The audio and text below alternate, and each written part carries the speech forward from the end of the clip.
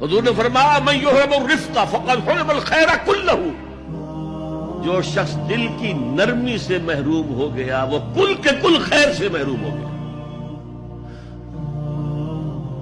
کسی کو دکھ میں دیکھو اور اس پوزیشن میں ہو کہ تم اس کا کوئی مداوع کر سکو اور نہ کرو، پھر تم چاہے مفسر ہو، محدث ہو، نیک نہیں ہو۔ تم عابد ہو سکتے ہو، زاہد ہو سکتے ہو، تم مفسر ہو سکتے ہو، محدث، نیک نہیں ہو سکتے۔ ہم درد